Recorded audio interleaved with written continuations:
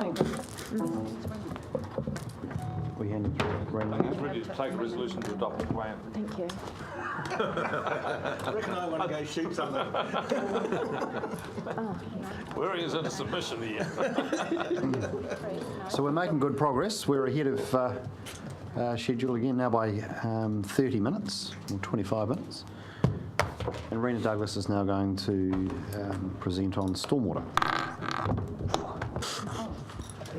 That's a biggie. You need to concentrate on this, poor Barry. Stormwater. Stormwater. Yes, let's have more of it.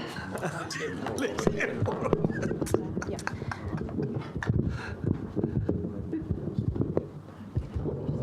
Yes, good afternoon, everyone. Good afternoon.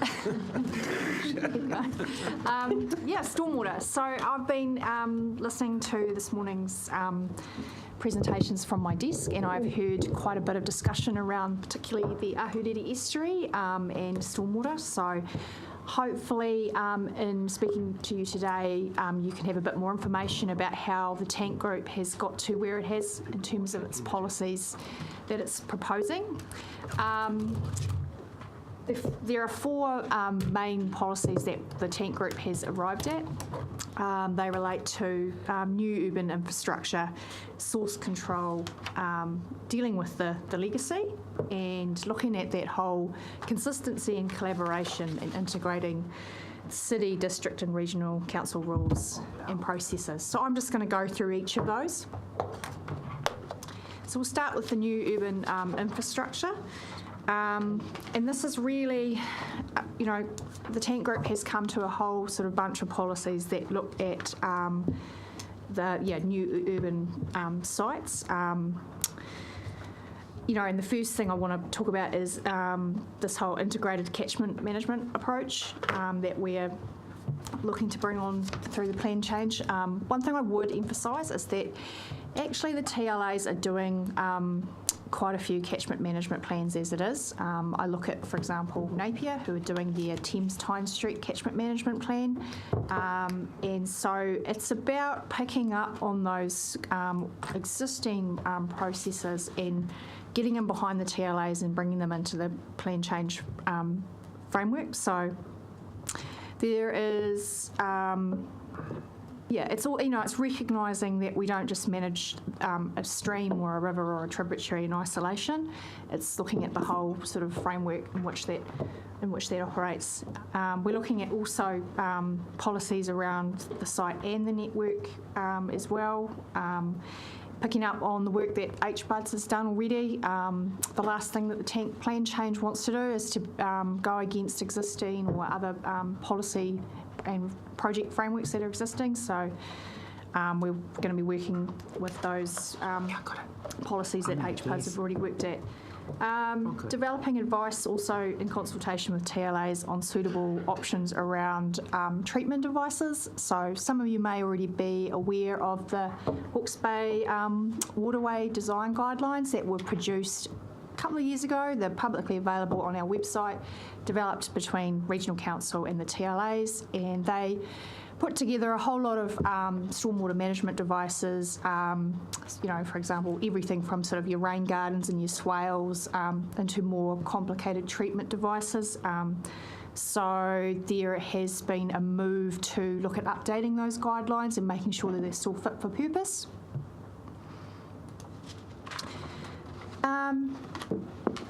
And just, I guess, building on that, looking at industry best practice, something that I've picked up on in my journey is that the best practice around stormwater network devices is constantly evolving. There is a lot of research and development that's going on around best practice treatment devices. And we're also looking at things like specifying design standards in district plans and rules for things like road design and the such. The next policy that the Tank Group have talked about is source control. Now, many of you would have heard Anna Marara-Smith talk at length about her view, which is with stormwater, the best control is treating it at the source. Right, so when we have our wetlands and things like that, what we really want those four they're just there to polish basically, but really we really want to focus on treating stormwater at the source, at that point source discharge. That's the focus. So with that in mind, we're looking at things like site management plans for risk activities. So those are going to be quite comprehensive. They'll look at everything from appropriate stormwater treatment devices for whatever site it may be, depending on what kind of contaminants might be stored on that site, how many contaminants are being stored, the type of activity that's being carried out on that site, a whole range of sort of bespoke features. So really honing in and improving the way that sites manage their stormwater. Does this go right back, say, in a residential environment, back to the individual house property? Or was it over a wider area? So when we're talking about this, we're really talking about industrial and commercial activities. So your residential house, probably not so much will be picked up on this. Yeah. That would probably be more addressed through the network Yeah. management at the council level rather than at the property scale. Fair enough. Looking for opportunities to retrofit on areas. And in the new design, of course, with improved design for urban stormwater management. There's still the risk of pollution at the residential Correct. scale. Yeah, absolutely, yeah. There's education and advocacy kind of programs that cover that as well. Sabrina will get to that. Which should be largely TA control, but you'd want to make sure they're doing it. Yeah, not just TLA control. I mean, there is a role for regional council as well, but yeah. So yeah, I will pick up on some of that a bit later. Interception devices. Can you just expand? Sounds very FBI-ish. Just explain it, what they are. Yeah, well, I'll do my best. I'm not an engineer, but it's things like traps over grates and sump drains and things like that that basically trap someone jump in waste and things to stop them from entering down into the stormwater networks. Does that kind of cover that off? Yep. So the other thing is when we move into this area on dealing with the legacy, I really want to stress that in working with the TLAs and the wider tank group, no one is denying that there are problems that need to be addressed, and these problems have been the result of a long period of perhaps underinvestment or misunderstanding about how networks impact upon receiving environments. So we do have some work to do in dealing with the legacy, and some of this we will pick up with those site management plans that I discussed about earlier, and they won't just be for new premises. We will be targeting existing industrial and commercial sites as well.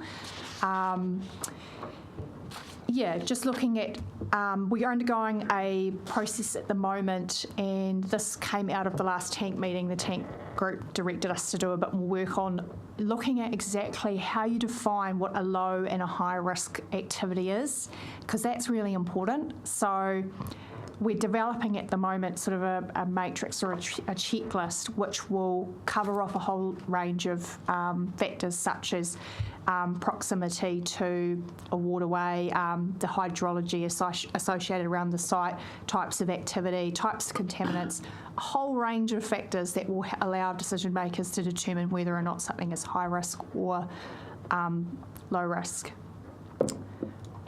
And also, again, to pick up on a lot of the comments I've heard this morning about the sensitive receiving environments we have in Hawke's Bay, such as the Ahuriri estuary, there is a priority approach to looking at those environments.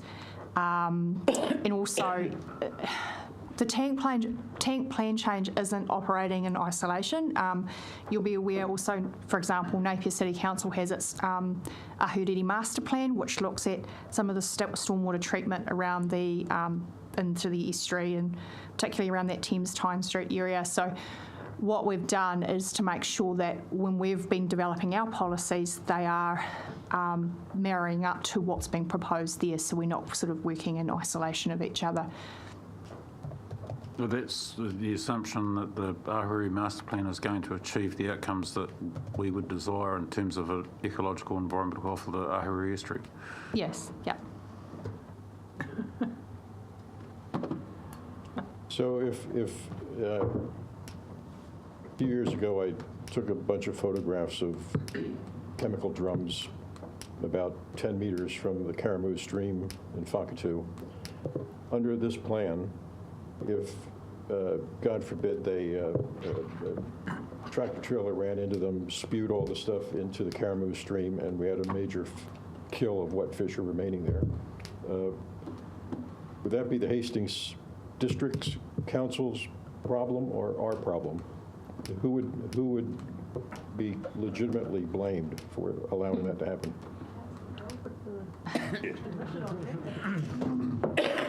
I agree with that. The approach is that there is actually a joint responsibility. The TLA has to make sure that its network is properly protected from events like that, and the council needs to make sure that the receiving environment is protected by the right kind of rules. But the problem was the person in the first place. So the two councils really should work together in dealing with the person and making sure that they are properly taken to account, rather than the two councils having the debate about whose fault it was.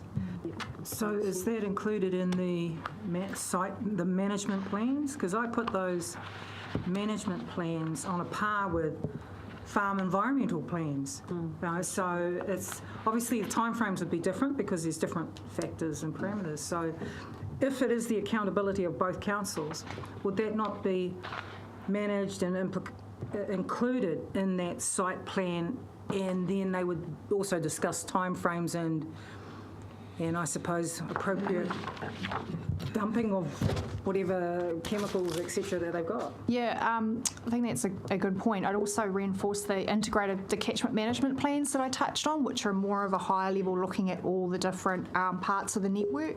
That whole issue of who's doing what and talking to each other at what time would be covered off under that as well. Yeah, but just to go back to your point you raised about the Karamu, I can't speak for the Hastings staff, but in working with them, just to reiterate, they are really upfront in the issues, and I know they've been putting a lot of effort into the way that they monitor and account for the stormwater problems they've got in the area. I know that we're in kumbaya mode here, but does this plan put a higher standard to the territorial authorities on this issue? Yeah. There's water quality standards or stormwater quality standards that are written in now, and we're looking at a staged approach for improving stormwater quality, from looking at species protection levels. So the contaminants in stormwater have to meet an 80% protection level for species protection within, I can't remember the date, and the next date is a 90% protection level. So we're looking at making sure the stormwater quality itself will improve. Yeah. But isn't Tom's question premised on a false assumption that the drums could be just left sitting in an unsecure environment and be casually knocked over? Surely any chemical which has toxicity would have to be kept in a secure environment, secure all the issues around it, and managed properly, so that in the event someone did go crazy and smashed over with a forklift, that none of the liquid would escape until it was all properly managed. Isn't that what's supposed to happen? Yep. It's the point of the site management plan. Yeah. Exactly my point. Any chemicals have to have a plan for managing them and to ensure they don't get into the environment. So it's their fault? Absolutely. Okay. There are hazardous substance controls as well over some of the really toxic substances, so there are other avenues of control that the territorials would be needing to enforce. So in terms of collaboration, people who seem to be getting out of their responsibilities in terms of water quality is DOC. they've got responsibilities, which you don't hear a lot about. What dialogue have you had with them in terms of consistency and collaboration? Well, I mean, DOC have had a representative on the tank group, so they've been involved in the discussions around the stormwater rules and policies as with other group members, but we haven't had any, face-to-face dialogue. We talk a lot here about protected species and all that, and Yeah. I mean, at the end of the day, that's one of their responsibilities too, so shouldn't be having to do it on our own. Absolutely. Just a point about how that's not only an Ahuriri problem, because there is a company that stored hazardous goods in Ahuriri, and they had to remove part of that site. And we got involved through the Waipukuro Marae for resource consent, because they built a hazardous goods shed in close proximity to the marae in Waipukuro. And he was very, due diligence was his, he was pretty good at what he'd planned. But the reality is, if you don't store it in Ahuriri, it's going to be stored somewhere else, and we inherit the problem. We've already had trouble with people dumping industrial goods on our site, on our marae site, actually. In the management of those sites and the practices, whilst there should be good chemical hazard sort of procedures, there is a reality that it goes somewhere. And I do go back to what Councillor Belford talked about. At the end of the day, who's accountable? Because, if it goes bang, our pensioner flats, our kaumātua flats will go bang with it. And that's the nature of our seriousness with it. Yeah. So it's got to be factored into those considerations. It's got to go somewhere, and it impacts on someone. Yeah. And how do we mitigate and manage and reduce those impacts, undue impacts on someone?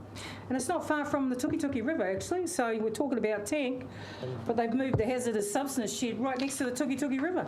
Yeah. Stock bank. Yeah, I take your point. I think that's probably, an issue that's wider than stormwater and treatment. That sort of comes to a bit more location of hazardous substances. But yeah, agree. It's definitely an issue. Management of legacy issues. Yeah. Any further questions on that point before I move on? So final policy is around consistency and collaboration between the city, district and regional council, not just on rules and processes, but as I touched on, looking at best practice and design standards, engineering standards, making sure that requirements are consistent for all site owners and developers, and also that really important role that education and advocacy play in terms of educating the public around where your stormwater goes and what not to tip down the drain, and that kind of stuff. And there's already been some high-level discussions around how each council can work together better to convey some of that messaging.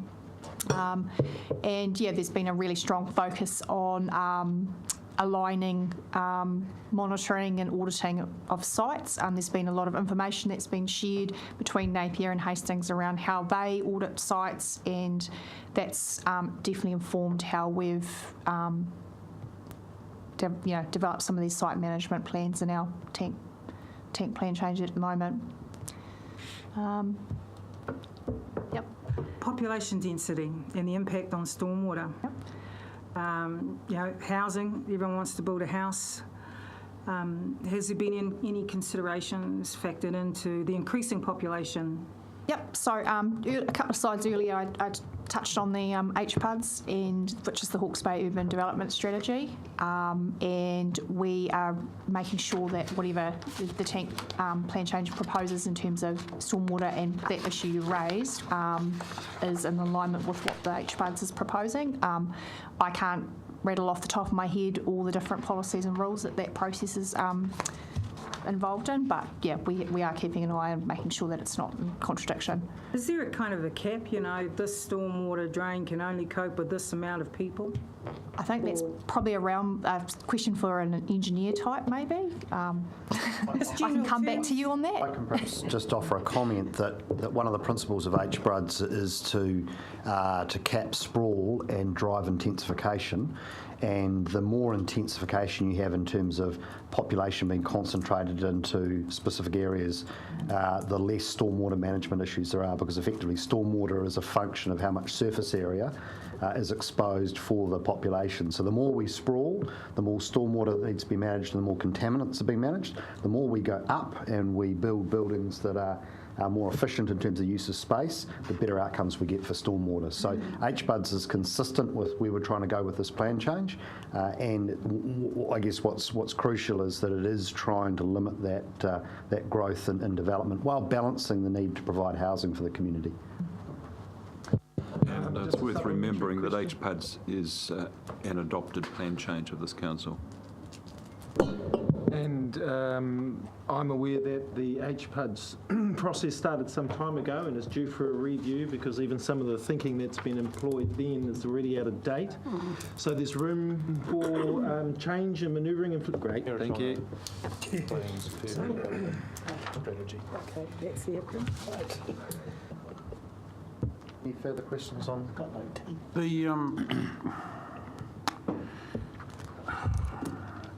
I have, probably not to do with the plan so much, but I do have concerns that we're relying on stuff like catchment plans for dealing as a big part of the tank plan change in terms of dealing with stormwater, when the Tyne Street catchment plan is already 14 months overdue. Really, you put all these things up, and if the territorial authorities just give you the big middle finger about it, we've got a real problem in terms of credibility for anything that we're doing. It's not so much a comment. I think the approach we're taking here is a reasonable one. But it's just we need to be onto it all the time. Yeah. I think it's fair to say that we've seen a shift in behaviour by the two territorial authorities in terms of their understanding of being in the spotlight, their impacts on the broader environment. So we've seen a shift in that regard. The extent to which that's internalised politically in terms of their representatives, something which we probably couldn't pass comment on because we don't have enough interaction with them, but certainly at staff level the issues are understood. I think it's fair to say that this is a long game. Every household in the region will have things that go on the property that potentially pose a risk to stormwater, and so there is this long-term behavioural shift, and as well as the infrastructural investment and technology that's required. But I think for the first time under this plan change, there are particular water quality standards which are being put into the plan. And I don't know whether there was an intention to go through any of that at this stage or further through the workshop over the next 2 days, the water quality standards for stormwater in any specificity.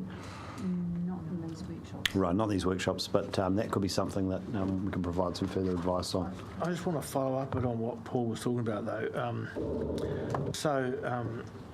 We're working with, in this particular instance, two TLAs, and they're going about their business and doing these things, stormwater.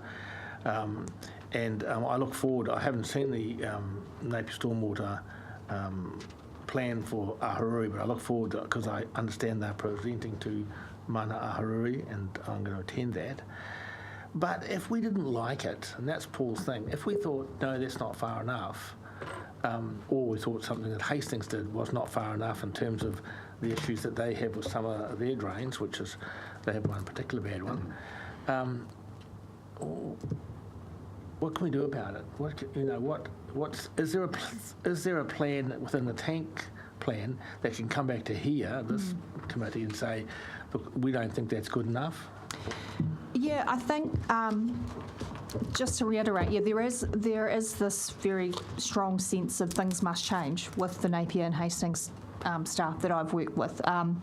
But within that, for example, those catchment management plan, we have talked about the fact that if their plan isn't quite up to scratch, we will work with, it's going to be a process of, right, we need to work together to get it up to scratch before we will sign it off. So I would like to think that we aren't in this environment where it's going to result in a confrontation or a conflict. It's going to be a process of we work together to get to where we need to.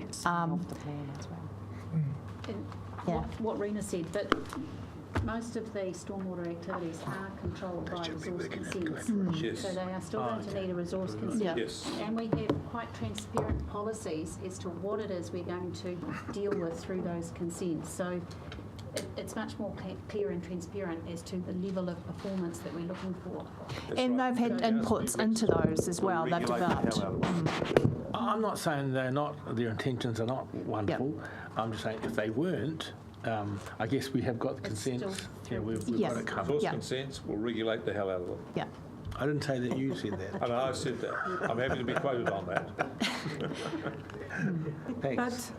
But with the resource consents, they might regulate them, but it doesn't address the underlying problems. Like, for example, in Central Hawke's Bay, we've got an antiquated, outdated stormwater system that goes into an effluent pond that's just as outdated, if not older. So the end result for that, for both the stormwater and the effluent pond, is it goes straight into the Tuki. Every time we get rain now, it doesn't even have to be a lot.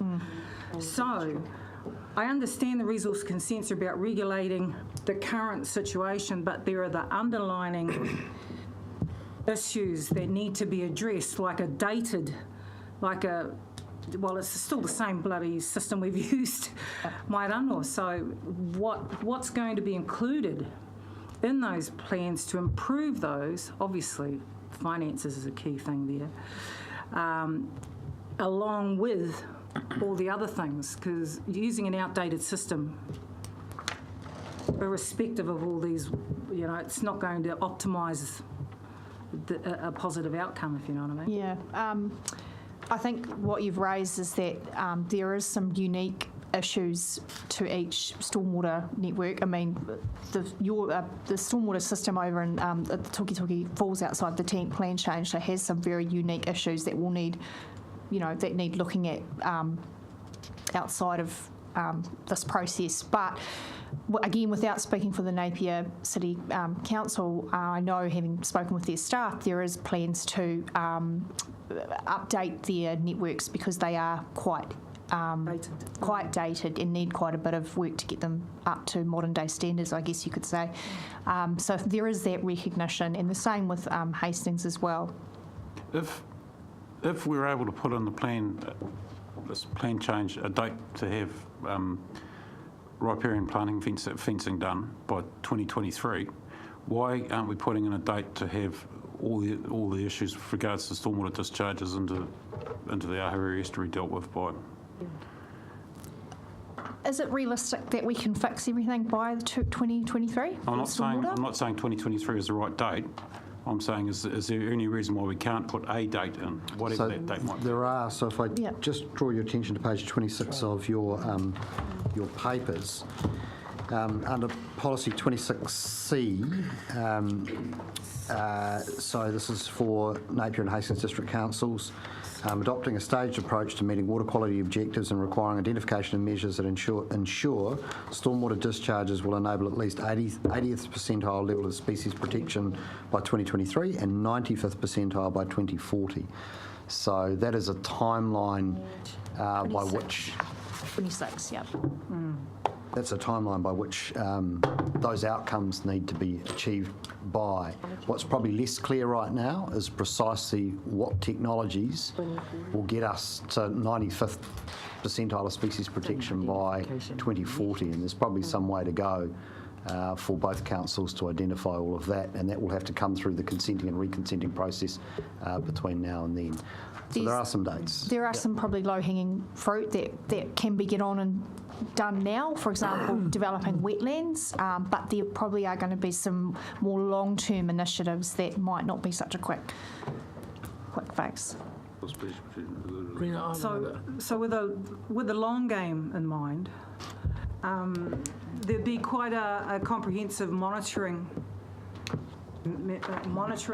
program that would go alongside this. So it doesn't matter how long the game is, Yep. you just need to check off the. Yep, and also you'll be aware that state of environment reporting that Regional Council does on a regular basis will be able to give us some snapshots of how our receiving environments are faring as well. Also, the implementation plan, does that include a lot of that information as well? Thank you. And I know you're talking about climate change, and we're going to have extreme weather events coming forward. Since I've been a councillor, on one occasion, if not two, both of our territorials have had issues regarding, after rain events, sewage, and both have dropped raw sewage into waterways and run into an estuary because their systems can't cope. And one of the interesting things is a definition of an extreme event was, in one case, was 110 mils. Now, we get that once a year. So when we get very, 200 mils, we're going to get that, guarantee. I guarantee we get more in the next 5 years. Are we going to have raw sewage in our streams or estuaries? And if so, what are we going to do about it? We've debated that at length with the TLAs, including the feasibility of including something in the rules that would just outright prohibit that. But I think it goes back to some of the comments I made just before about having to invest in improving some of the stormwater networks to cope with capacity and cope with those issues. If the territorial authorities don't see the big stick coming, what incentive have they got to actually do anything about it? And the other thing to add to that, if they don't see the incentive to invest in infrastructure rather than other things, which they may be intending to do or not intending to do, we want a big incentive to fix, because we see the environmental thing as the most important. And we want to have a strong incentive for them to invest in their infrastructures, which, by their own admission, and I was happily present at the tank when both Hastings engineers and Napier engineers did their presentation. Wasn't that impressed with one of them, which one I won't say. But, it basically said that it's a disaster and we can't do anything. And all the tank members were just silenced. Anyway, we do want our territorials to refocus their CapEx spend on issues around environment, and we need to put a bit of pressure on them to do that, because they're clearly not quite there at the moment. Yeah. They're getting there, and they're big talk, but not quite there. I want take your point, but just to reiterate, just particularly at the staff level, no one was particularly happy about those incidents. They weren't, it wasn't. But it still happens. I know. We're not disagreeing with that. Yeah. But what we're saying, if we're giving the message to the community that we're not prepared to put a time frame around it, it means that we've rolled over and let them get away with it. Mr. Chairman. I don't agree with that. Mr. Chairman, I would like to just temper some of this criticism of the TAs and their performance, not to excuse it or to say that it's right, but the reality is that the overflow of sewage into stormwater systems is not a Hawke's Bay problem, it's a national problem. And it relates to the fact that infrastructure is old and in many cases inadequate, and Auckland is the worst of the lot. And the thing is that there has to be a backstop of regulation, But the best way to actually get things done is not by hitting people over the head or continually insulting their intelligence. They don't want to have pollution or overflows like this.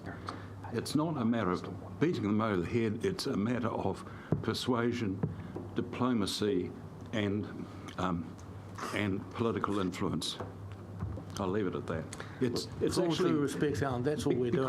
Because We're not beating anyone at the moment. because one or two of us have been in both environments, I think I'm qualified to say that to run a TA, and it's three waters systems, is expensive, complex, and with the other 30 or 40 things that they are obliged to do as well, it's a difficult business. They're difficult businesses to run.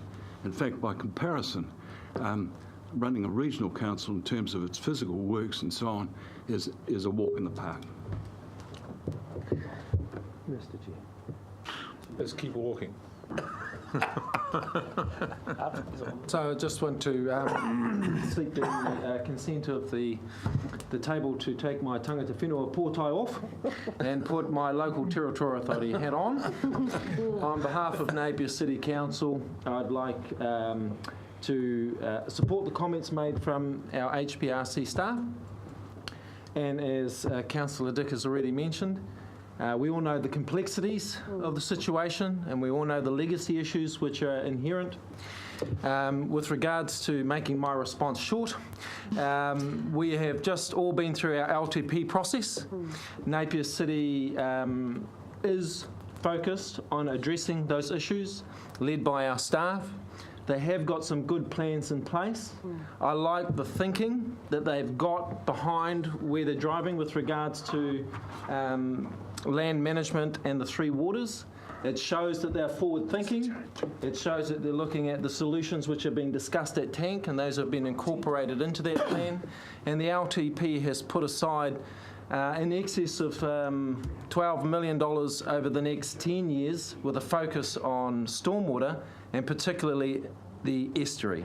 So I assure you that Napier City Council does share those same concerns, and our fantastic staff are working with the staff of our other authorities in the region, and we've been waiting for a whole lot of other things, such as the Whanga Board to be established so that we can continue to work with our iwi groups on those issues. So just as the WCO has held up or complicated the Tank process, we've got all these different parties trying to work towards a shared solution around the three waters, and particularly stormwater into the Ahuriri estuary for Napier City. And I am glad that there's room for development and growth, but I'm pleased with the indicators that I've seen in the planning that's been presented to the councillors across the road, including myself. And we're looking forward to working with both the HBRC, the Hastings District Council, tangata whenua groups, mana whenua groups, and any fish that happen to be still in the estuary. Kia ora. About three of them will give them all names. And I name one of them after you. Can I just, Middle name's Lunch. can I just bring us back to the provision that James pointed us to on that page 25?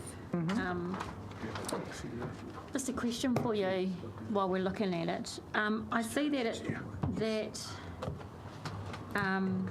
when making decisions, that the TLAs will reduce or remedy the effects of stormwater equality. Why aren't they avoiding?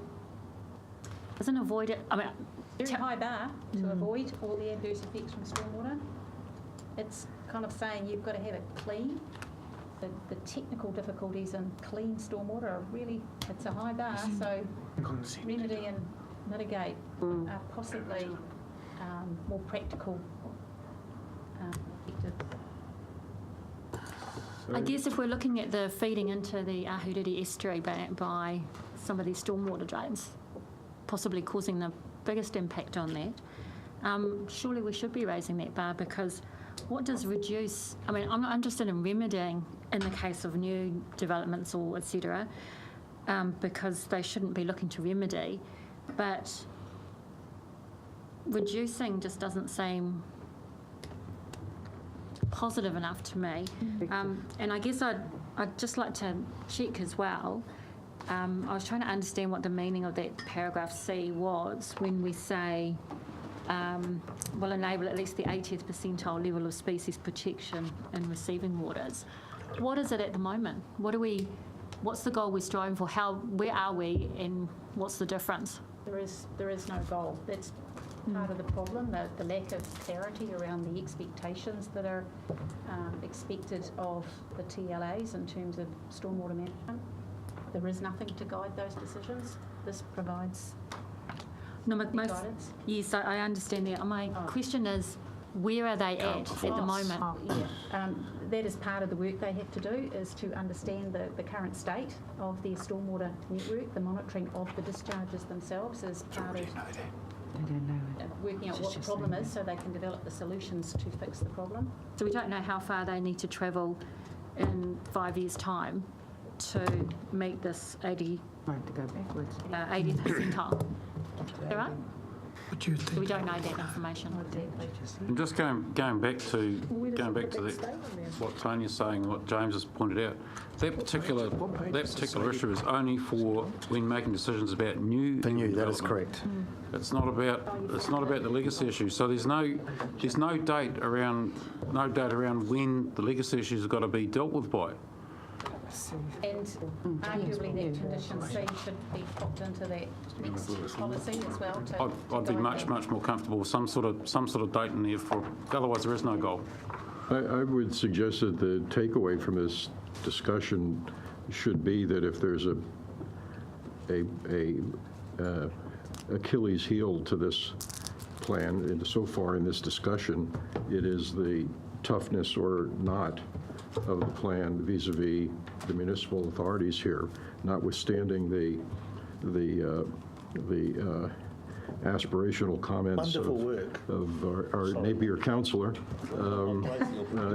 There are a lot of people who distrust the territorial authorities more than they distrust farmers and growers.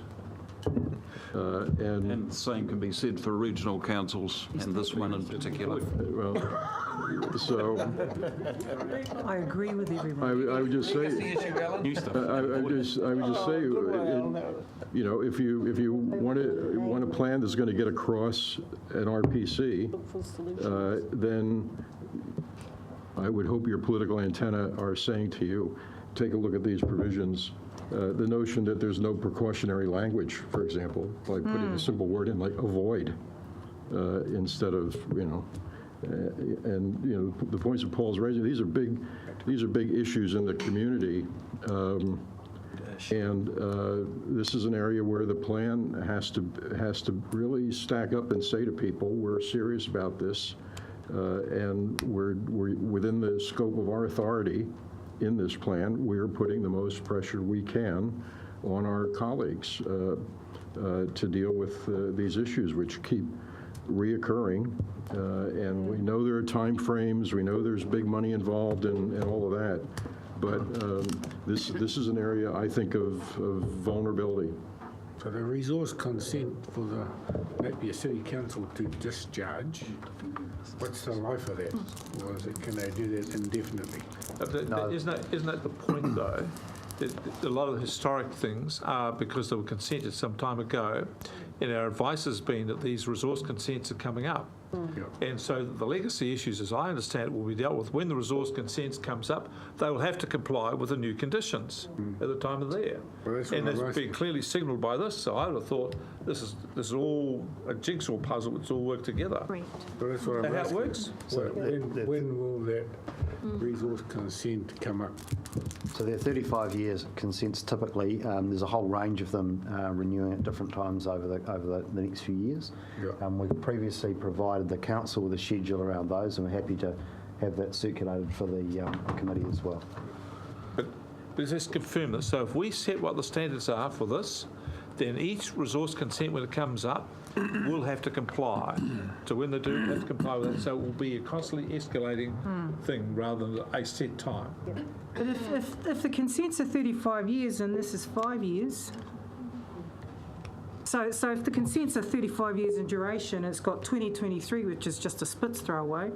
These would, 2040, you might count those resource consents coming up then. But the ones that we saw the other, they weren't issued last week. So they've got a 35-year time, and there's a whole pile of them which is due to come up, when, approximately? In the next couple of years. Next couple of years. Oh, the next couple of years. This is where we understand the bulk of them come up, so this is what we'll be dealing with. But we got no standards for them then, when they come There are up. no. So just to ask the question, given if this plan change went ahead and the resource consents came up in the time frame we were thinking they were, and they were renewed on the basis of having to comply with this process, what we've agreed to standards here, would the issues we're experiencing in the Ahuriri estuary be diminished significantly, dramatically, or gone away? Well, we don't know because we don't know where they're at the moment. Well, we know what the problems are, though. We know bad site management is causing. So in terms of how quickly we can get all the risk industries under a site management plan would be a key consideration in the consent conditions. So timing would be critical. So I get that, but just give us your... years for that, doesn't it? yeah. Project yourself forward. How would this come? If this plan was implemented, resource consents fell, the plans all put in, what would you expect in 2 years, 5 years, etc.? Big ask. Given that some of the issues are related to infrastructure design as well, and wastewater issues, and we don't know the extent to which bad site management is contributing to water quality. We assume that it's significant. I would expect there to be noticeable changes. By when? Well, it depends on how the resource consent conditions are framed in terms of the timeframes for the work that needs to be done. Can I just rephrase my question here? What this plan is to do for me is to take what we see is the state of the environment today, and through policy and tools associated with policy to make changes to a better state tomorrow. That's what we're trying to do. So looking at the Ahuriri and given the nature of the plan we've got in front of us and the other tools we've got, the resource consents, we know where we are today. What do you expect tomorrow to look like? Actually, we don't know where we are today. It's one of the In problems. your best guess, given what we've got here? I would expect it to look a whole lot better, but I wouldn't be able to put numbers around it. Of course. But a whole lot better when? Well, 5 again, years? it depends a little bit on which consent you're looking at and what the problems are in relation to that particular discharge. So some might be able to fix it quickly, but others need to take account of issues that have been raised around the cost to the ratepayers. And how is that going to be programmed into the LTPs of the councils? So it's a bit hard to predict what's going to happen for each of the different stormwater discharges at this point in time. But doesn't that bring us back to Councillor Bailey's point? Is that the people who are making decisions about rates were more likely to be interested in making decisions which look on the surface good than in making decisions about things which sink millions of dollars underground for which no one sees. And the second thing is they're going to be less likely to increase rates rather than more likely. So if you've got those two things running, what Councillor Bailey's question is, how do we put sufficient pressure on to make sure that the ratepayers, those making decisions about rates, are likely to sink more money into places people can't see against spending money on pretty projects which people can see and make them look good? That's what he wants to know. Have we got sufficient screws on the thing here? So what the plan does is it shifts the burden of resolving these issues from effectively nobody, in this case to the territorial authorities. Yep. But in terms of the rate of progress and the specifics of progress, I'll give you two examples to give this some shape. Yep. Two of the big issues in the Ahuriri estuary are copper and zinc accumulation. Yes. Copper, largely coming from brake shoes in vehicles. So we've got an expressway along there, we've got a couple of roundabouts all day, every day. Copper is being emitted, rain comes along, it's straight into the drain, into the estuary. Now that could be solved reasonably quickly through national regulation to outlaw copper in brakes, because you can have brake shoes without copper in them. So that could happen very quickly. Zinc, on the other hand, is coming off zinc-aluminum roofs all across the whole of Napier. You're not going to retrofit those roofs necessarily very quickly, and yes, you may be able to run a program to get better management of roofs, with more regular painting and all that sort of thing. But that's a long-term chronic issue over which the council will have limited levers. And it's just to sort of give a bit of shape to actually how difficult this is on the one hand, and then secondly, what we're doing here is putting the burden on the Napier City Council to first of all understand what are all the things that are happening within its stormwater network that's driving these outcomes in estuary, then come up with plans based on what's practicable and affordable and actually achievable to reduce some of that, and that will make some impact. But then there's going to be a whole bunch of things which, as a society, we're going to take decades to work out how to resolve. So it's really hard for us to give you a definitive view about what will happen when to achieve what outcome. Stormwater is bloody difficult for that reason, and actually makes regulating farming look reasonably easy, given how bloody hard that is. Okay, so if you take that argument at face value, right, and that's fine. I understand that these things aren't going to be fixed overnight, and so on and so on. But you've got to do, first of all, you have to recognise what the problem is, and then work out how you're going to resolve it, right? Surely that's something we can put something of a time frame on. Yes. So, for instance, why would you not say Otherwise, you're going to end up with the mushroom farm. there's allowed to be zero zinc discharge in 10 years' time, and that's going to require all of those roofs to be painted? Yeah. I guess the reluctance to do that would be because right now we can't tell you precisely cause and effect. There'll be other sources of zinc in the environment, and we also can't tell you the cost benefit of doing that. And that's a body of work that we would normally expect the resource consent applicant to do in applying for either a new consent or renewal of consent. So what this policy does is, it puts the onus on the City Council in coming up with a consent renewal to have assessed the environmental effects, including how much zinc they believe is going in and the science all around that, what practical they can do to remedy or mitigate that, and maybe there is a case for putting avoidance for some contaminants into the plan.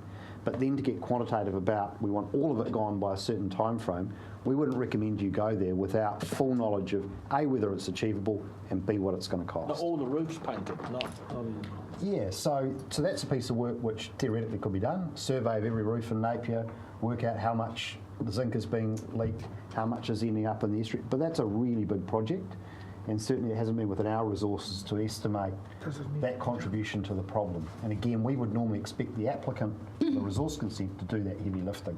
And in this case, the Napier City Council. James, how is this any different from the whole emissions around, duty fireplaces stuff, where people had to switch over to cleaner technology? And did anyone do an assessment of the exact contribution a single fireplace was making to the atmosphere? I mean, I agree. If there are not limits around, time limits, this is just going to be one of those things that people will get to later. And given it is such a big impact, well, given that the Ahuriri estuary is suffering, and we all agree something needs to be done, can this not be part of this plan? So air emissions are a lot simpler. We have surveyed how many fireplaces, there's testing been done and to know what an average one emits, and we've got obviously the monitoring network around, and we've been able to see progress over time. But I think it's fair to say when the rules came in on air quality, we weren't 100% sure about how long it was going to take and exactly what sort of reductions we'd get from certain interventions. So that, again, was a bit of a framework about shifting behaviour over time. But again, a relatively discrete set of issues relative to what we're dealing with some of these heavy metals, which are coming from a whole range of sources. So look, I think what's evident is that the committee has really quite clearly picked up on the fact that this is not as prescriptive as you might want it to be.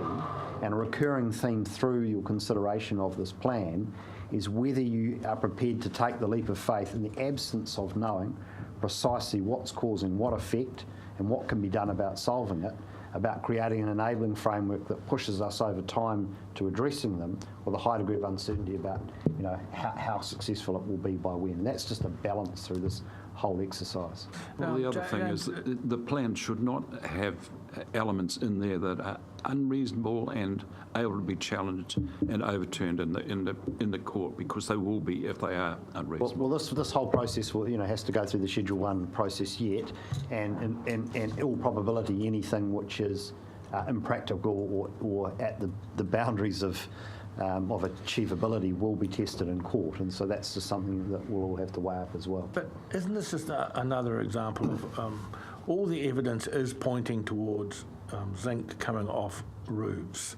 Now, Rick has been going on... Challenge that. How many roofs in Napier and Hastings are unpainted? Well, I don't... Bugger all.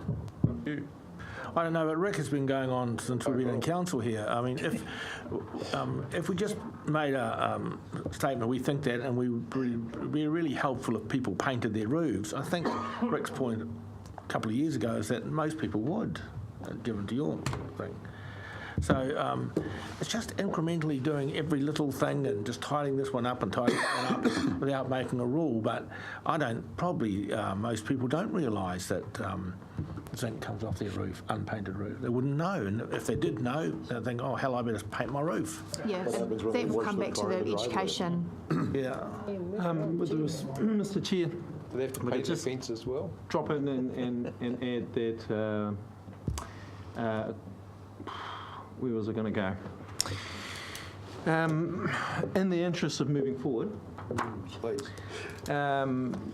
I'm working from the assumption that, one, the placement of some timeframes is going to be essential in order to allow us to be able to check progress. Yep. But two, I'm also working from the assumption that just as Tank has managed to spend 6 years working collaboratively, that as we continue to roll out these plans and various policies, that we will, despite our histories as LTAs and et cetera, we'll be working collaboratively towards better environmental outcomes. What I've also found through observation is, coming back to our zinc issue, is that the staged plan at which we plan to, or the pathway we plan to go on in order to achieve these outcomes, at some stage the social participation, our community's participation in what we're hoping to achieve will increase, because that social pressure is coming to this table. That's what's driving a lot of our corridor.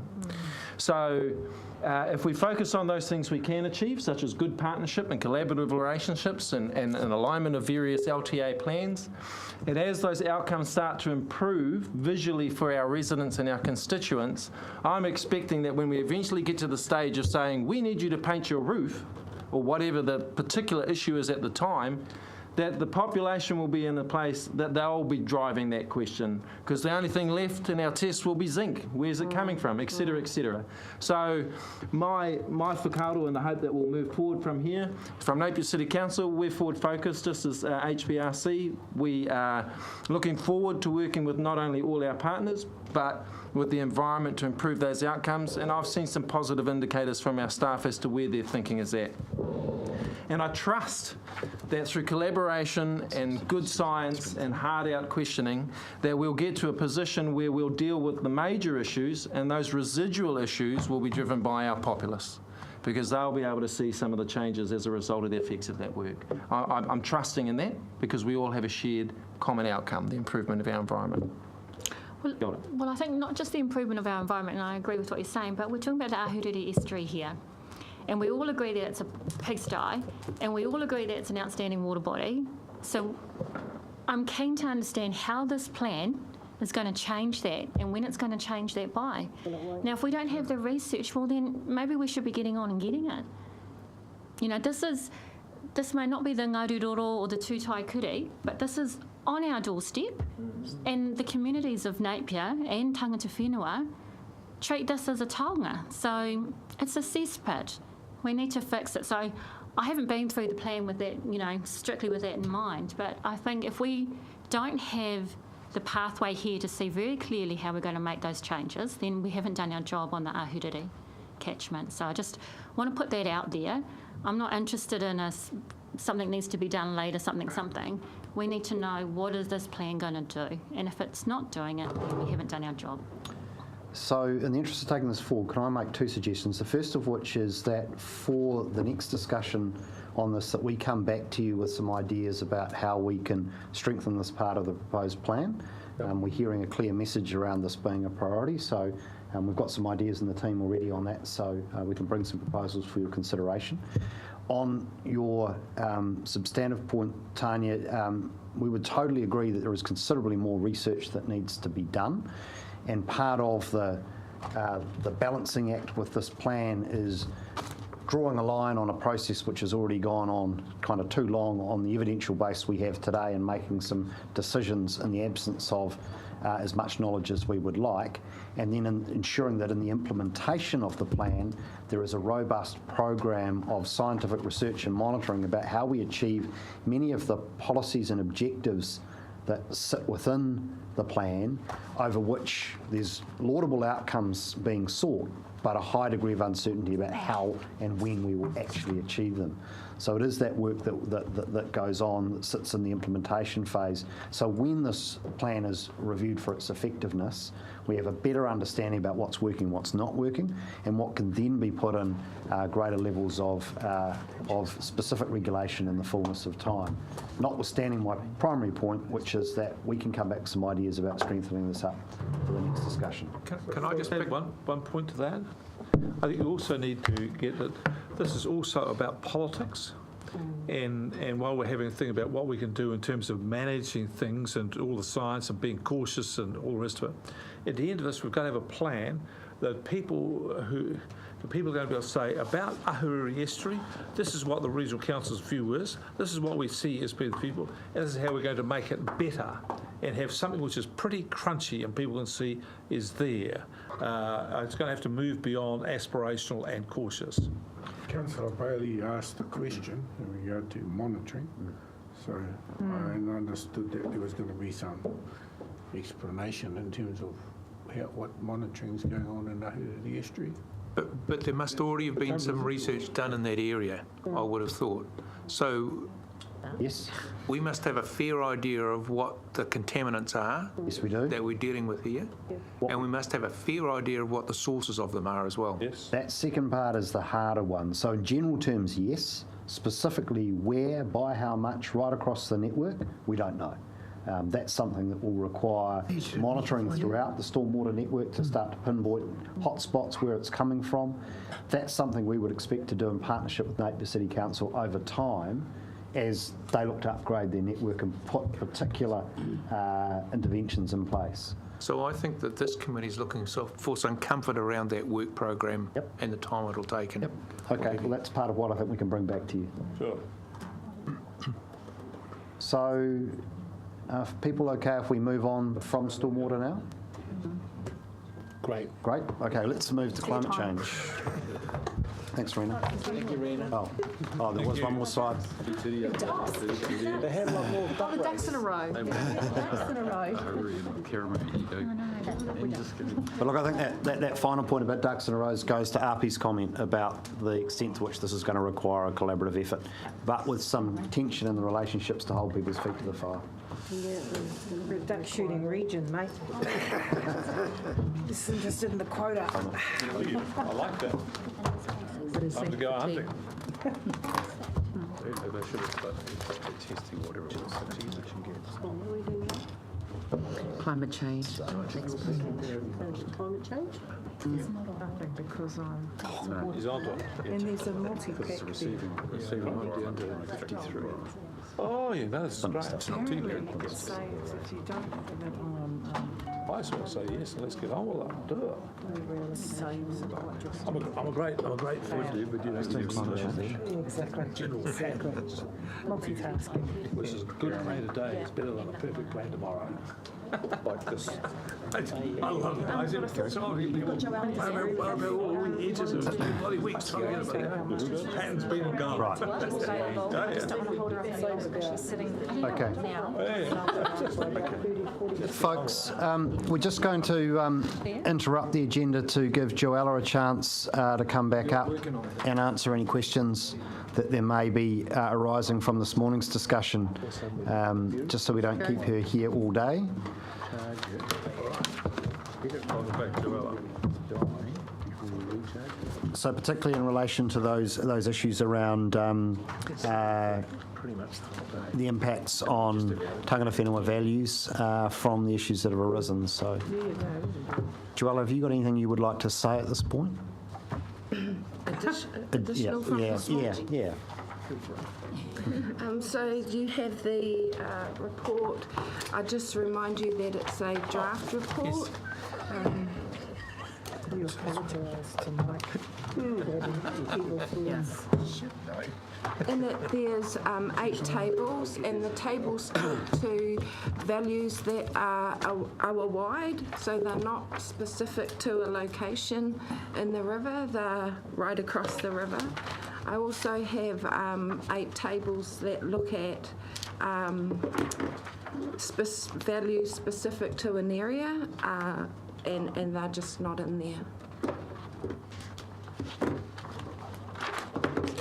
And they're not in there because this is, as I talked to you earlier, as each version of the plan comes out, I too have been informing the table. So the plan came out last Thursday? Wednesday.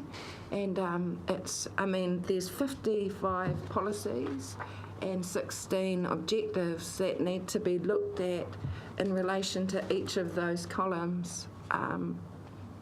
Yep. Joel, just to refresh my memory from this morning, in this table, the tick means what and the cross means what? So if I could talk about the values in relation to tikanga.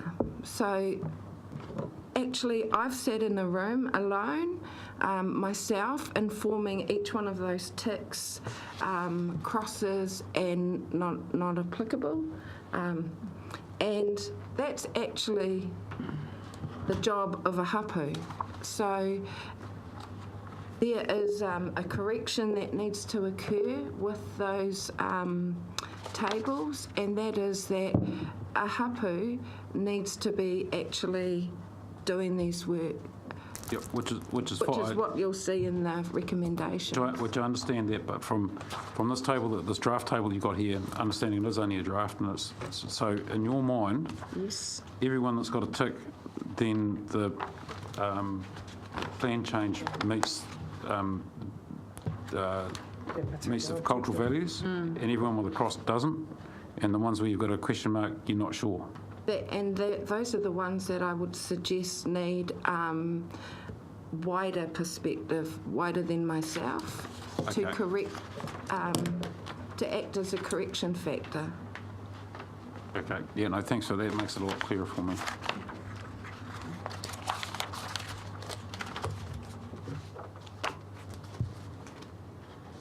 So can I just clarify, has this latest draft that we've received today been compared against the Wednesday draft that we received in our papers, or you're saying you haven't had the time to do that? I have compared Oh, you it have, to so that. that's up to date. This is the up-to-date version. But there are still another 8 tables on site-specific values that is not complete at this stage. You've got to read it alongside the policies. And when you say site-specific, do you mean Wāhi Taonga or? Wāhi Taonga, yes. Those kind of. I think I might have shared it earlier with the tangata whenua reps. In much more detail.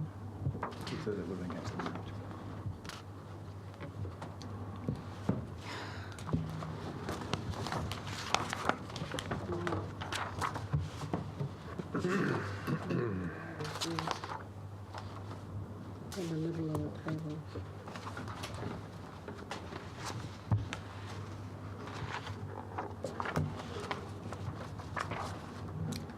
So this is endorsing the plan change.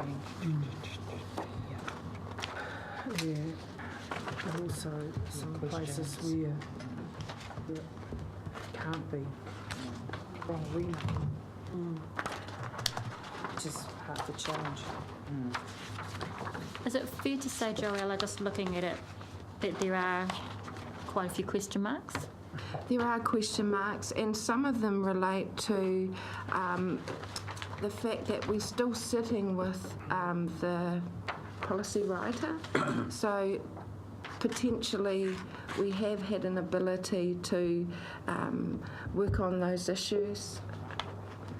But they're still in progress. Still in progress, yes.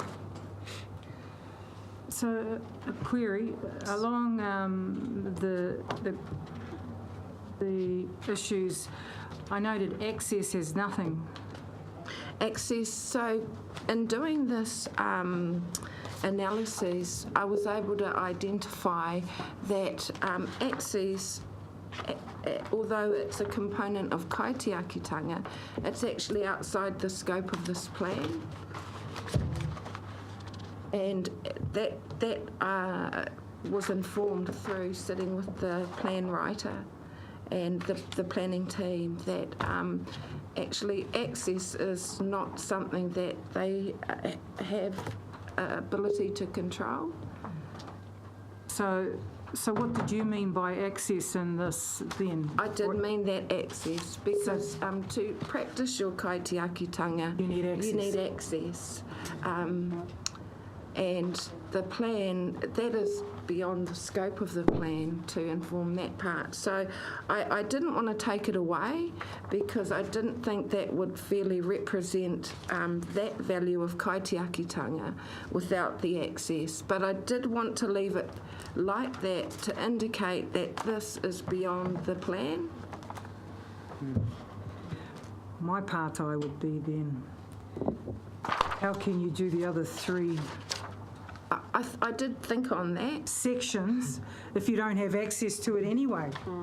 I did think on that, and I go back to an earlier meeting we had as a tank group where the farmers talked about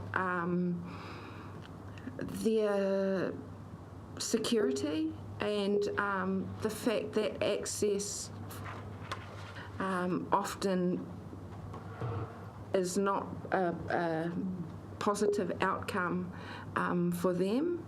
And I thought about access for us in practicing our kaitiakitanga. Although it's beyond the scope of the plan, I did think about we can still get access through boating to those sites that we may not be able to get to if we were just looking at this as a mechanism of providing access. The whānau at Porongahau did that. They built their own ferry to get access to their whenua. I know when I look at monitoring in the whitebait spawning sites, so often we have to cross through private land, and if we have not been able to make an arrangement with the landowner, we have to tough it up the sides of the river, or we've done things such as paddleboard up or even boating up. So that was my thinking around mechanisms to provide access. It does open up a lot of, because we do have a current issue of landlocked. We're landlocked with what land we have left. So the lack of access impinges greatly on the ability and the capacity and capability of kaitiakitanga. Yes, it does. So really we either have to go through illegitimate means or we have the art of talking about it. So those are the challenges. And even though the access might be outside the scope of the plan change, a bit like who's responsible or accountable for the urban cleanup, TLA versus regional, we have the same challenges there. So I'm glad you left it there. The other question I have is on whakapapa, yes, which is not just spiritually significant, but it's how we link all the tributaries, their birth, their creation, and how they currently work and what they have to manage in a contemporary form today. So I noted critical areas where there's lots of crosses. I suspect if we had the red, green and blue, this would be all bright red. So, and that's about fish passage. So I know that we take care of, there's been a lot of care over trout, which is an introduced species. I always like to look at home and see what we've got there. So could you expand a bit on that, the challenge of that? In relation to things like stormwater networks, the fish passage is often hindered by pumps, also culverts. Those kind of things affect the fish passage, which I think you'll see reflected in the crosses there. So if we go back to the Karamu, when the Ngariroro was redirected, so then it was removed from its natural pathway, and then you add that it's now got to go through, what did you call them? Rena called them, there's a word for it, or the stormwaters anyway, and the new systems invented to stop anything untoward going through them, then that gives a real limited ability for the native fish. And I would have thought the native fish are one of the key strengths of addressing the red light areas that were identified in the previous speakers. Yes, this is something that we have highlighted in the tank process, and we have talked with the plan writer. I think it is actually something that the territorial authorities themselves need to provide feedback to, because we have asked them as well. Thank you, Joe.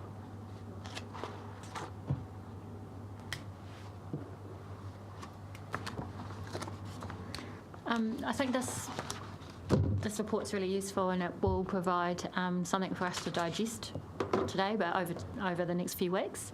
And I'd welcome this site-specific analysis when you get a chance to complete that. But I do think it'll take a bit of time to digest this latest round. But thank you for your work. Thank you. Unless there's more you want to tell us about it. No, I think, if you spend time on it, you might come back with questions and critique, perhaps. So, sorry, Julie, just a question for, might fit in here, might not. So I'm working, as I read through the table, and I'm thinking about measuring this later on a few years down the track. The assumptions built into this around current levels and current life forms within the water, as opposed to historical examples of what used to dwell there in their populations? Yes, both of those are correct. So when I've sat and informed these tables, I've sat with the SOE reports that came out in 2016. So that gave me a understanding of the current levels. What I'm unsure about is how we go from what we have now to what's written in the plan. So when I look at the objectives and policies, they meet or questionably meet the values. But what I'm unsure about is the piece between. So the piece that takes you from the current levels now to when you'll see that improvement. Does that answer your question? If I, for example, use the shellfish collection in Ahuriri as an example, so I know that the current levels of toxins in the sediments excludes them from being harvested because there's a sign saying that. What I don't know is when that time that we will be able to harvest them is. I just know that the objectives and the policy's intent is to get to that position, but how long it will take, I'm unsure. Or even if there is enough options for treating or dealing with what's there now. So success will be measured by the standard we've established today, and then comparing what we achieve in 10 years' time with what the levels were with today. Okay. Is that right? So I'm just seeking clarification to make sure I'm working from the right space. Thank you. The other thing to note is that there is the gap that Joella was talking about is partly addressed through the implementation plan. So that picks up on a lot of the things that have been talked about but aren't actually a rule in the plan. So there was a bunch of actions around ecosystem health and diversity, biodiversity, that include Department of Conservation in understanding more about things like state and trend of native fisheries, for instance. So that's an investigation commitment that's in the implementation plan. We've also got commitments around identifying the location of existing pump stations, for example, that are preventing fish passage. So that's an outside the plan implementation method. It's not a regulation that we're doing, it's another method. So the implementation plan becomes quite important for signalling where some of that extra work needs to be done, and the other parties that are agencies and lead agencies in getting that work done. There was one around access as well, and I was just thinking the other stakeholder that's really interested in access is the Fish and Game stakeholder community. They want access as well. And part of the benefit here is the joined up management around the collaborative nature with all the parties. If we've got better relationships and better understandings around the needs that the various stakeholders have got, things like access become part of that conversation as well. So it's another avenue for achieving the values. It's important, but it isn't the council driving the rules to make it happen. With the access, Marianne, what about the riparian strips? I mean, like it's not all privately owned. You know, so access, I can walk, my daughter rafted down the river from the top of the ranges through to Hastings, very concerned about where she took her water from, but there must be other access apart from being dependent upon owners, and so therefore to cut off access, I mean that's a huge challenge. I mean, it's like, there's my house there, I can't go in it, I can walk around it, I can talk about it, and I can talk to the neighbours about it. I can go into the neighbour's house and talk about it, but I can't go in. So I'm just wondering about those riparian strips and other forms of access, and I just lastly, we're not a stakeholder group. Sorry. And I just really care for the language. We're not a stakeholder group. You know, that's just the way it is. But yeah, so access I don't think will go away in this tank plan change. In fact, it's heightened to me. There's a national priority. I'm not quite sure what we call it. The Walking Access Commission that is looking at that wider issue, and it's something that we can't resolve through this plan change. It's not within the scope. But the regional council, I mean, there is a strip where you have access. Everyone has access. It used to be called the Queen's Chain. I don't know what it's called now. I mean, like, I can still go to the river. River Reserve. The riparian strips, is that it? Yeah. So wouldn't you look at that as access? So it either exists or it doesn't exist. I think the issue here is that it's not something that we can create, or we can't alter those sorts of property rights through this plan change process. So it absolutely is an issue, and it's an important issue. I think it's just, is it an issue that we're going to resolve in this very process? The property rights I understand totally, but the Crown owns access to that as well. So would that not be included? Wouldn't that not be considered? And if not, why not? Well, about that, it's a marginal strip along the waterways, loosely referred to as the Queen's Chain. It varies all over the place. Sometimes it was surveyed as a specific location. Then the creek, the river, the stream moved, and then meant the marginal strip was then left high and dry. Sometimes it's eroded, sometimes so it is a really patchy, problematic thing. There's no universal marginal strip along every waterway. Sometimes the land was sold where the landowner owns to the central thread of the waterway. Sometimes it isn't. It's just, you have to look at each piece on its merits and what the law is at the time.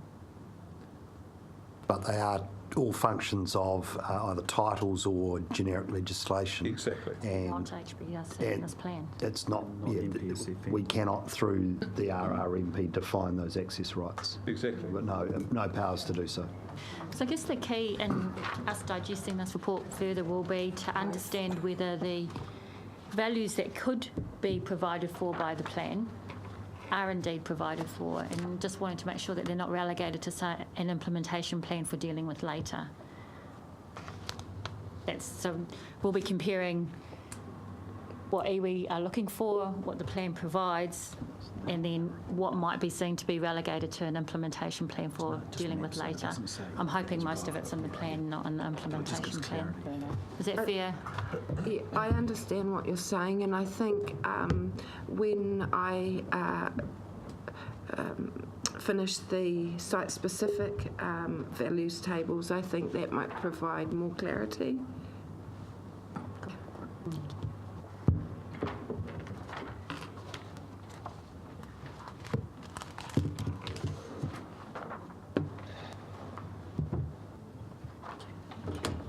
What are we doing, Mr. Chairman? We're going to move now to climate change, and Kerry's going to take over. Thanks, Joanna. Thank you. Very good. Nothing about whitebait, Joanna.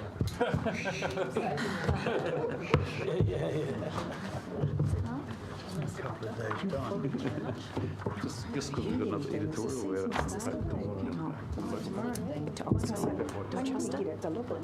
Oh, yeah. I didn't say that they call for being on commercial, what, I haven't had it yet. commercial evening. Commissioner Eng. Okay. Got a set me there, see? Kia ora. Kia ora. Moving on to climate change. It was an interesting part of the tank process, whether or not there was the ability to deal with climate change. There was a decision by the tank members back in, I think, April last year that they wanted to include reference to climate change within the tank plan, but there was a very clear understanding that climate change is actually something much wider than just the tank catchments. So what you'll see up on the slides there is that currently within the Regional Resource Management Plan there is no reference at all to climate change. So there is some future work that does need to be done for the region, specifically to climate change, but the tank members did agree that they wanted to make reference to climate change within the plan change. When the scientists presented this to them, there was quite a lot of information presented, but what was very clear was that there wasn't a lot of certainty or difference from the historical data at an annual scale for use around within the groundwater and stormwater modelling to the climate change projections. So they agreed that they would actually be utilising the historic data.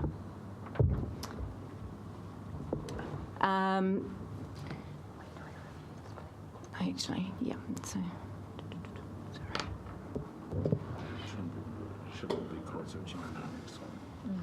what we do know, though, is that there are going to be changes to our climate. It's predicted that it is going to get hotter, that we'll probably have less water, but they will have more intense storm events or more intense climate variabilities. And obviously for the tank catchments, this is going to have a significant risk because it will put a lot of pressure on our freshwater resource. So what this actually meant for the tank catchments is that we will have times of water shortage, and that has a significant impact on the security of supply, and that is given that this is an area where we have a substantial primary production reliance on water. That's a critical factor. There will also be issues with water excess, so we will be having more intense rainfall and flooding, and that poses problems in itself towards human health, erosion and so forth. So that's why it goes back to our earlier discussions around how we deal with erosion and obviously the planting and the fencing to keep stock out of water and making those banks slip, because that then has an impact on water quality and the sedimentation of the water. There's also the possibility of saltwater intrusion, which, obviously with sea level rise, that becomes a problem affecting our fresh water that we potentially drink. So the tank objective, which is objective 16, just for your reference, does go into the effects of climate change and how we are going to be making decisions about the land and water and how it impacts upon our ecosystems, aquatic ecosystems, biodiversity and so on. We'll touch on water supply a bit more when we talk about the SPZs tomorrow. And as Rena's discussed, obviously there are problems or potential issues with our infrastructure, because if we have more frequent flooding events, then there is a lot more pressure on our existing TLA networks. And also we have to consider how we're going to be flexible within this plan, because like I said earlier, we don't know everything about climate change. It's kind of unpredictable. So we've tried to ensure that the plan change is robust enough so that we can deal with when we get more information, whether it's nationally, so we can ensure that our policies remain flexible and we can work with new data, and also that we are looking to improve our community's resilience, and that's through education primarily, and working through ways not necessarily about mitigating climate change, but just how we deal with the effects of climate change. Adaptation. So the policies within our tank plan, which refer to climate change, there isn't a specific climate change policy, but we've got reference to climate change within sediment management, new urban infrastructure, water allocation, and the benefits of water storage and augmentation. And like I said earlier, it was considered that a standalone climate change policy wasn't necessarily appropriate. We've got the objective, but that there needed to be a more robust region-wide policy coming through in the future. So the sediment management policy recognises obviously the benefits of your riparian planting and the management for erosion control. The new urban infrastructure takes into account the effects of climate change in terms of the upgrading of the existing infrastructure. And the water allocation, the permit durations, when we're making decisions for resource consents around take and use of water, we're setting common expiry dates for those and allowing an opportunity to periodically review the effects of climate change on those permits. And lastly, the benefits of the water storage and augmentation. When we're considering when we're considering applications, we have to take into account the community benefits, and this is building on that, building community resilience to climate change.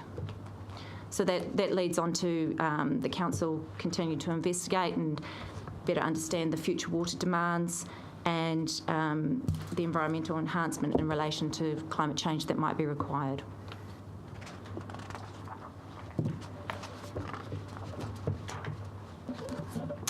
Now, just a couple of things to note.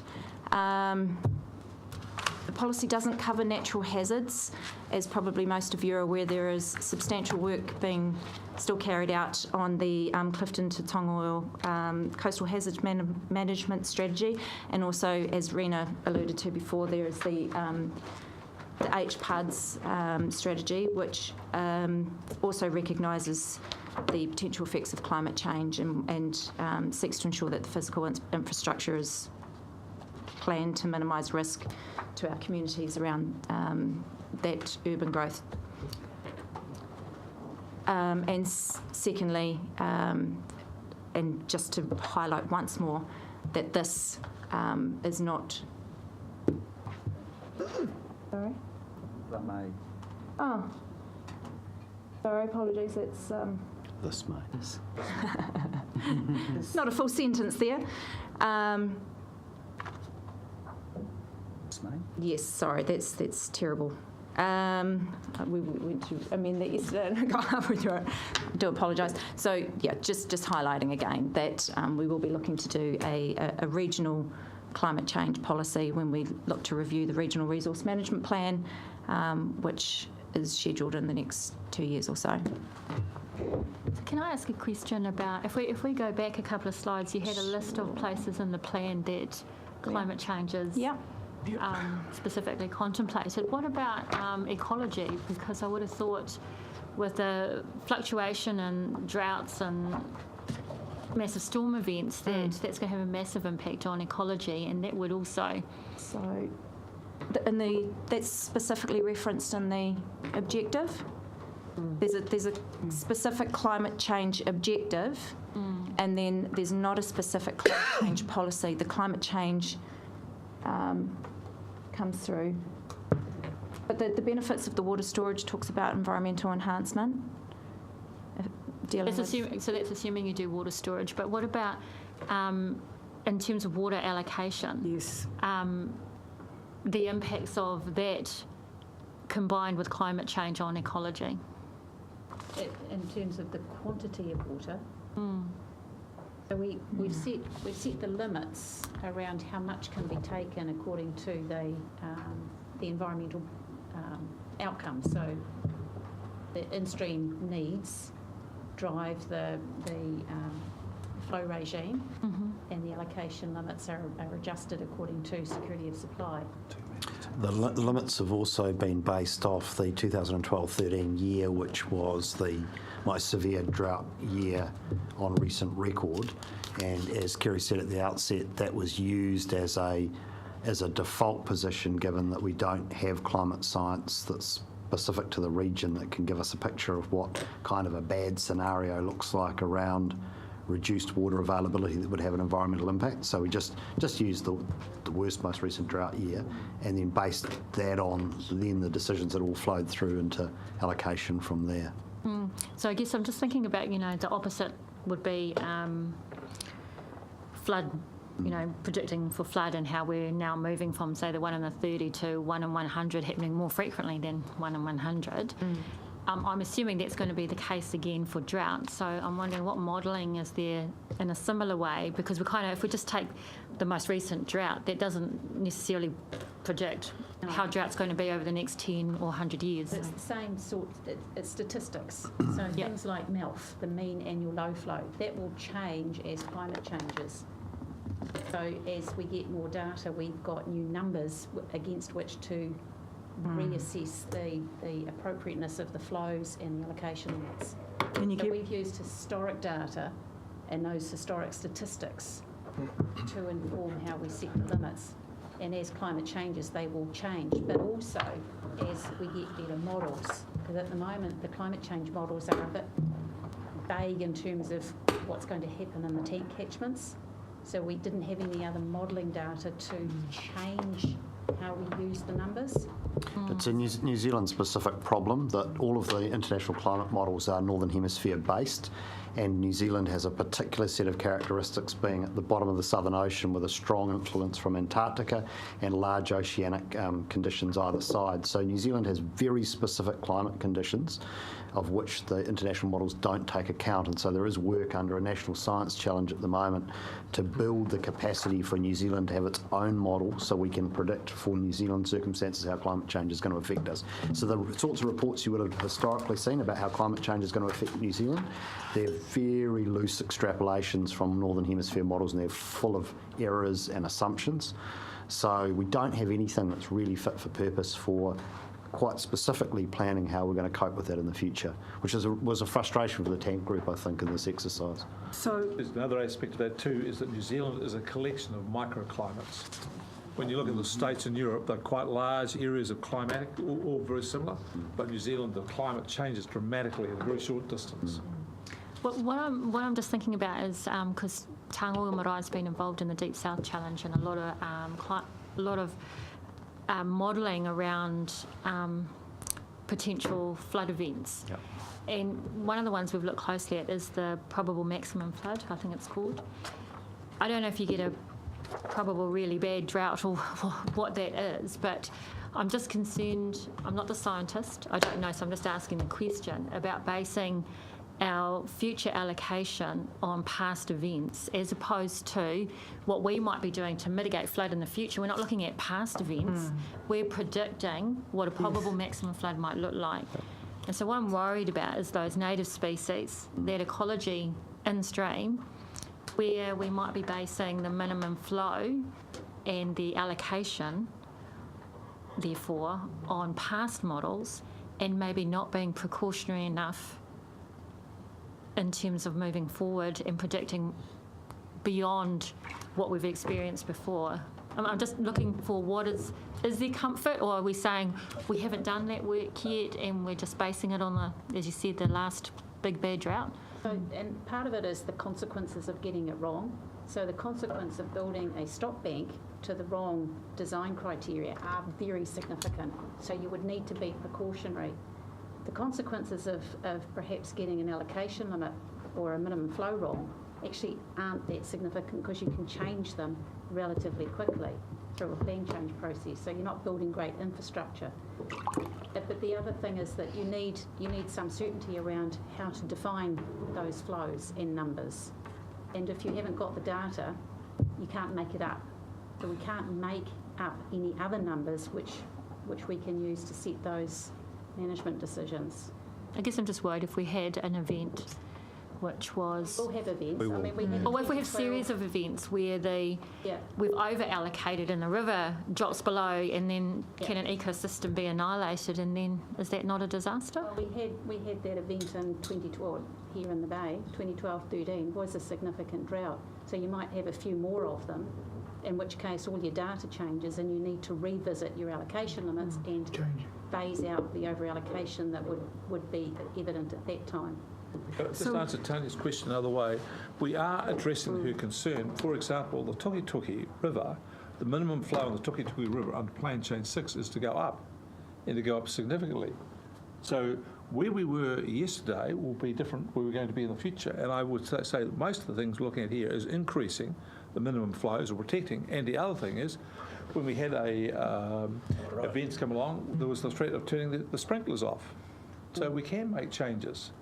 But you can't make changes in the event of a flood. It's too late to get the bulldozer out and put another couple of metres on top of the stop bank. But we've got a lot of other factors we can change with droughts. But they'll come. It's easy to rise. But am I right in saying that this policy is a reference across the whole of, its influences across all of the policies, wouldn't it? So, I mean, with water allocation, my question is, I thought we were being over-allocating anyway. And what's the cap for water allocation? Because if we have extremes of weather, which we are having all the time, then that impacts on what current water allocation there is. Benefits of water storage and augmentation, well, you know, I'm not convinced of augmentation at all at this point in stage. So you take climate change into account because of the hormonal weather patterns that we are receiving. But if you look at water allocation, you know, what is an over-allocation of water? Are we at that stage yet? If we are at that stage of over-allocating water, then obviously climate change has an impact on it. Pandemic. Oh, by the way, I really appreciated the support of the Hawke's Bay Regional Council enabling me to attend the iwi Leaders Climate Change Summit, which was really informative. So in context to augmentation, the urban infrastructure, the stormwater, water allocation, we've also got to factor in the impact of extreme weather, which we actually feel the impacts of every day. So it'd be good to have a look again across the tank plan change, and we've got some time, obviously, not now, on factoring in climate change in all of the policies. So perhaps we should hold the thought till tomorrow, because tomorrow we're going to go through the flows, the levels, the limits in terms of allocation and also augmentation. And so the thing to bear in mind is this overarching policy setting in the plan, but also the limits that we've got around knowledge. And part of the judgment you're going to need to make on those allocations is whether they've been precautionary enough, based on the fact there is some uncertainty about what the future climate scenarios look like. And I think that it would be a fair characterisation that for the tank group, the lack of clarity around this meant that they felt that the best they could do is rely on the most recent dry year, but recognise that in the medium to longer term there is going to be a very different climate profile that will probably require revisitation of some of this, and ultimately will underpin the case probably for water storage and augmentation, because we're going to have a man-made set of issues in terms of a changed climate, and we're going to continue to rely on water for a whole range of economic and social outcomes in the region, and we're probably going to need some hard engineering and physical infrastructure to manage adaptively to those effects. Or we can, decide just to continue to claw back water usage and, make other. And that's a really big strategic question for this community, which is bigger than tank and transcends, this process and beyond. Well, I think what we do know is that climate change is not predicated on what's happened. Yes, the future's going to be different to the past. So, we could pick the last, my point is we could pick the last drought year and it could mean nothing. Yep. So I guess I'm looking for some comfort or some thinking around justifying what we have set as limits given climate change. That's what I'll be looking for. Yeah, really hard question to answer. And one of the things which is really compounding is that we believe we're going to get more droughts, but we're also going to get more heavy rainfall events. And then when you think about the aquifer, does that mean sort of zero sum for the aquifer? Or does it mean that water's going to come, run off the land very quickly and not be retained in soils and what have you? So it's very, very hard to predict. One other thing, this plan is going to last for how long? 10 years. Would it not be within 10 years an opportunity to refresh in the light of experience of that? We'll know a heck of a lot more in 10 years' time. That's right. Can you just remind me, you've got the permit duration, how long are water allocation permits for? We're suggesting 15 years in the plan, which is less than historically for the council. That's right. Plus or minus a couple of years, depending on the applications made. Reviews, which are 10 years. So that's reasonably regular review. Yeah, I'm just trying to think in terms of our cycle of plan and how that will pick up our ability, because the whole thing is the whole adaptive, process where you can't predict with absolute certainty what's going to happen, but you need to be able to adapt. Yep. And so it's how quickly can we adapt our policies to changing circumstances. So that would be something worthwhile just stepping us through, maybe, to get some comfort that if we haven't got it right, it's not going to take 6 years plus to fix it. I think there was a very strong sentiment in the tank discussion of this that we didn't want to be in a situation where we were found to be depleting the aquifer beyond its replenishment state, okay? And magically enough, the modeling has seemed to indicate that we are right at this perfect balance point. Lo and behold, we're getting as much in each year as we are pulling out each year. Isn't that good for us? But it caused us to make a decision. Look, we're not going to grant any more consents on the Haratunga Plains. So we were impressed enough with the modeling to draw a very major conclusion about management of water on the Haratunga Plains, which was unanimously supported by the tank group. Users, environmentalists, everybody supported that decision. So it would seem to me, unless we have some reason to believe, and James did indicate there could be different scenarios, but unless we had some reason to believe that climate change was going to magically increase flows into the aquifer over time, that we would be on the safer side would be to be precautionary and to treat our allocations as maybe having to have built in some kind of reserve factor. Which I guess we'll get into tomorrow when we... We're going to talk about water quantities tomorrow, but what Tom's talking about is not allocation, he's talking about actual usage. And allocation's way bigger, but it's not being used. So that's another issue that we'll have to discuss. James, tomorrow is at another venue, is it not? Yes. Whereabouts? PricewaterhouseCoopers. On the corner? No, they've moved. They, you know, the Albion Cafe. Oh, yeah. They're up. Oh, they're not across from Picnic? No. Albion Cafe. Where the old Is it Albion? Yes. The Albion's on the corner. Yes. Yeah, Albion Cafe. So that? I don't know the cafes that they do massive. Oh, that's for tomorrow. Albion. It must be On Hastings Street, just up here. Walking distance. Walking distance. I know all the cats are named, mate. I know, that's exactly right. James? You're only telling certain people the address? Given that this is... Cozy Club, isn't it? Excuse me, given that this is an open... Cool, thanks. Excuse me, folks, can we just have one at a time, please? Given that this is an open and it's been videoed, how are you going to deal with that tomorrow? Look, I don't think that's going to be possible, and we just can't use this room because it's being used for a joint committee of councils tomorrow, and that's notified, and that itself will be broadcast as well. So I think just the reality is that unfortunately we won't be able to tomorrow. So folks, that's the end of the presentations, but we did have a slot before finishing up this afternoon to take any further questions or direction from you on matters that you want further work done on, or that there are questions that have arisen particularly from today, noting that there are quite a few things to get through tomorrow as well. I think the workshop's been really beneficial to Marianne and others. I found it really helpful, you know, in terms of trying to get that overview and realising we still need to drill into some things. Can we keep a running list of some of the things that we've said we will get more information on, or we will do presentations on at a later date, just so we don't lose it, because I know it's a workshop, not a meeting? No, we've been collecting those as we go, and one of the benefits of videoing is we can go back and review all the discussion.